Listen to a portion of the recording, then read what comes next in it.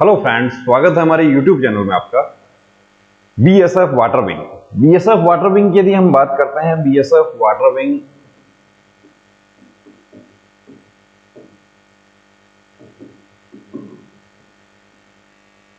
इसमें sub inspector से लेकर कांस्टेबल तक की जो वैकेंसी है उसमें सब इंस्पेक्टर और हेड कांस्टेबल तक है। सब इंस्पेक्टर से लेकर हेड कांस्टेबल तक टेक्निकल वैकेंसीज हैं। तो टेक्निकल पोस्ट जो है उसके लिए आपको जो भी आपका संबंधित ट्रेड है, आप इलेक्ट्रीशियन हैं तो आपको इलेक्ट्रीशियन से संबंधित आपको ट्रेड पूछा जाएगा। आप कारपेंटर हैं, आप प्लम्बर हैं, जैसा भी आपका ट्रेड है उसके अकॉर्डिंग आपका ट्रेड टेस्ट होगा। कांस्टेबल क्रू की यदि हम बात करें, कांस्टेबल क्रू में एक वीडियो हमने पहले ही बनाया जिसमें आपको आपका सिलेबस दिया है कांस्टेबल क्रू का कि ट्रेड टेस्ट में क्या होगा। स्विमिंग आपको आना चाहिए। स्विमिंग कितना होगा तो जो नोटिफिकेशन है उसके अकॉर्डिंग आपको स्विमिंग पार करना होगा। कुछ हमारे साथियों ने एक पर्टिकुलर सेंटर के लिए पूछा कि मेरा वहां पर सेंटर है और क्या वहां पे स्विमिंग टेस्ट नहीं होगा। देखिए, ऐसा नहीं हो सकता कि स्विमिंग टेस्ट नहीं होगा। जब आपके नोटिफिकेशन में लिखा हुआ है तो स्विमिंग टेस्ट बिल्कुल जरूर होगा। Swimming test. अब ये बोट के बारे में आपको कुछ हमारे साथियों को देखिए ये भी यहाँ प्रॉब्लम है कि उन्होंने बोट का सर्टिफिकेट तो ले लिया लेकिन उनको जो ग्राउंड रियलिटी है वो ये है कि उनको बोट का काम नहीं आता है उनको। तो ऐसा काम आपको नहीं करना है। यदि आपने गलत तरीके से सर्टिफिकेट लिया है तो आप परेशानी में पड़ सकते हैं। आपका जेन्युइन सर्टिफिकेट होना चाहिए। सर्टिफिकेट आपका जेन्युइन है तो आपको अभी काम नहीं आ रहा, आपको सीखना चाहिए। आप बोट का प्रैक्टिकल एक्सपीरियंस आपके पास नहीं है तो आपके पास सारा मटेरियल इंटरनेट पर अवेलेबल है, वो देखिए। आपको एटलीस्ट पार्ट्स का पता होना चाहिए। ये एक पिक हमारे किसी स्टूडेंट ने ही शेयर किया और उन्होंने कहा कि आप इसको एक्सप्लेन कर दीजिए। देखिए, इसको एक्सप्लेन करना तो मेरे लिए बड़ा मुश्किल है कि अब ये सारे पार्ट्स मैं आपको बता सकूं। मैं भी बोट के बारे में इतना नहीं जानता, लेकिन इसमें कौन सा पार्ट कहां है, अब वो तैयारी कैसे कर रहे हैं वो भी आपको दिखाते हैं। देखिए, ये एंकर क्या काम आता है? लंगर, जहाज का लंगर डालने के लिए कि जहाज जहां समुद्र में स्थायी रूप से खड़ा रह सके कुछ देर के लिए, वो हिले डुले नहीं, तो ये लंगर लगाया जाता है।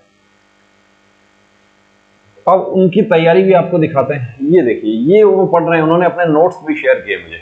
बहुत अच्छा तैयारी उनका चल रहा है। स्विमिंग भी बहुत अच्छा है और बोट का प्रैक्टिकल एक्सपीरियंस भी है। बोट में भी काम कर रहे हैं अभी। बहुत अच्छा वो सीख रहे हैं और जो उनके जो बोट ऑनर्स हैं उन्होंने भी बड़ा अच्छा उनको सिखाया। देखिए कि भर्ती होने के लिए काफी समय से ये बोट के साथ जुड़े हैं। अब एक हम यहाँ पर आपको दिखाते हैं, चैट आपको दिखाते हैं हमारे साथी का कि सर ये बीएसएफ वाटर विंग का पीएसटी, पीईटी मेडिकल का एडमिट कार्ड कब आएगा। ये कब का चैट है? ये एक्चुअली कल का चैट है। सेंटर कहां था? अब देखिए, कुछ सेंटर्स का आ गया है। जैसे हम बात करें गुजरात गांधीनगर पे जिन्होंने फॉर्म अप्लाई किया था उनका आ गया है। जालंधर में जिन्होंने अप्लाई किया था उनका भी लिस्ट आ गया है। लेकिन वेस्ट बंगाल में इनका रिटन एग्जाम हुआ था तो इनका अभी तक नहीं आया है। वेस्ट बंगाल वाले काफी कैंडिडेट्स ने हमें बताया कि उनका एडमिट कार्ड नहीं आया है अभी। तो नेक्स्ट वीक 15 से ही होना है। दूर दराज से आपको वेस्ट बंगाल पहुंचना है या गुवाहाटी से भी इन साथियों ने अप्लाई किया था, उनमें से भी कुछ कैंडिडेट्स का भी रिसीव नहीं हुआ है। 15 नवंबर से सेकंड फेज स्टार्ट है। ये तो जब आपका रिजल्ट डिक्लेयर हुआ था उसमें ही शो कर दिया गया। अब यदि आपका कॉल लेटर नहीं आया है तो आप इंतजार ना करें। आपको देखिए क्या करना है कि जो भी आपका रिक्रूटिंग अथॉरिटी था जहां पर आपने फॉर्म सबमिट किया था, जिस हेडक्वार्टर में आपने फॉर्म सबमिट किया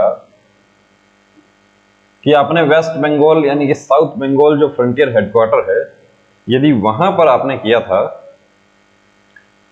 तो आपको क्या करना है कि वो संबंधित फ्रंटियर हेडक्वार्टर जो है वहां का हेल्पलाइन नंबर आपको इंटरनेट पर मिल जाएगा। उससे आप संपर्क कीजिए और वहां से आप रिक्रूटमेंट ब्रांच जो होता है उसमें बात कीजिए आप कि मेरा कॉल लेटर क्यों नहीं आया। फिर यदि आपका कॉल लेटर वहां से इशू हो गया है तो वो आपको डेट बता देंगे।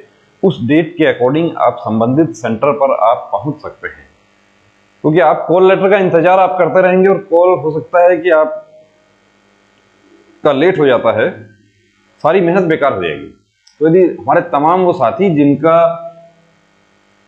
लेटर नहीं आया है, सेकंड फेज के उनके एडमिट कार्ड नहीं उनको अभी तक मिले हैं घर पे, बाई पोस्ट नहीं मिला है, और यदि लिस्ट भी वायरल हुआ है और लिस्ट आपके पास है तो आप कॉल लेटर का इंतजार आपको करने की जरूरत नहीं है। आप लिस्ट का संबंधित पेज का आप प्रिंट ले लीजिए और उसके अकॉर्डिंग आप संबंधित सेंटर पर आप रिपोर्ट कर सकते हैं जो डेट आपका शो कर रहा है। जैसे कि माधवपुर सेंटर का एक लिस्ट जो है वो सोशल मीडिया पर सर्कुलेट हो रहा है, तो वो लिस्ट तो फोर्स का साइट पर आ गया है, बीएसएफ की साइट पर भी आप सर्च कर सकते हैं, bsf.gov.in पर आप सर्च कीजिए, उस पर यदि आपको लिस्ट मिल जाता है बहुत अच्छी बात है, वरना आप संबंधित हेडक्वार्टर में जहां पर आपने फॉर्म सबमिट किया था वहां पर कॉल कीजिए और वहां से अपने कॉल लेटर के बारे में बात कीजिए। क्योंकि आज अब ये जो कैंडिडेट हैं ये एक्चुअली उड़ीसा के ही कैंडिडेट हैं, ये तो ठीक है, इनको तो जब भी मिलेगा ये साउथ बंगाल पहुंच जाएंगे, लेकिन राजस्थान का कोई कैंडिडेट है और उन्होंने गुवाहाटी से फॉर्म अप्लाई किया है तो उनके लिए बड़ा मुश्किल हो जाएगा किस डेट को उनको पहुंचना है, रिजर्वेशंस भी लेने होंगे, सब चीज उनको अरेंज करना होगा, तो वहां बात करेंगे आप, वहां से आपको जानकारी मिल जाएगा। तो हमारे तमाम वो साथी जो BSF, water wing, constable, crew या सब इंस्पेक्टर जैसा भी है अभी भर्ती का इंतजार कर रहे थे काफी समय से, ये भर्ती भी 2020 के स्टार्टिंग में ये भर्ती डिक्लेयर हुई थी और कोविड की वजह से एक बार एग्जाम पोस्टपोन हुआ, समय ज्यादा लग रहा है और अब फाइनल स्टेज में आ गए हैं, रिटर्न एग्जाम आपका क्वालिफाई हो गया है, अब ट्रेड टेस्ट आपका पीटी, पीएसटी, मेडिकल, री मेडिकल सब एक साथ ही होगा, तो उसके अकॉर्डिंग आपको अरेंज करना है कि कितने दिन आपको वहां पर रुकना हो सकता है। लगभग आपको 7 दिन का आप समय लेके चलें कि जो भी आपका सेंटर है वहां 7 दिन तक आपको रुकना हो सकता है यदि आप कंटिन्यूएशन में सभी चरण आप पास करते रहेंगे।